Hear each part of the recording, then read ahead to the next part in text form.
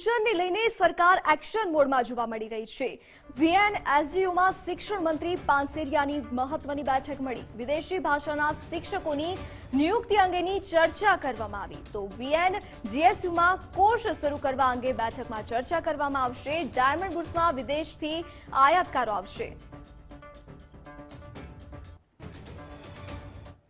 અમારી યુનિવર્સિટીના બધા જ સારસ્વત મિત્રો અને મુખ્ય ટીમ જ્યારે અહીંયા ઉપસ્થિત વહેલી સવારથી, ત્યારે એમની આ ઉત્સુકતા અને નરેન્દ્રભાઈની એક સૂચનથી આટલી ઝડપથી એ કામ કરવાની ઉત્સુકતાને હું હૃદયપૂર્વક એમને પણ અભિનંદન પાઠવું છું। આ કોર્સ વોકેશનલ એજ્યુકેશન જ્યારે આપણે નવી શિક્ષણ પદ્ધતિમાં આદરણીય નરેન્દ્રભાઈ મોદી સાહેબ જે ઈચ્છી રહ્યા છે એ પ્રમાણે સુરતના 3 મુખ્ય બિઝનેસો છે, ટેક્સટાઇલ, ડાયમંડ અને જરી ઉદ્યોગ।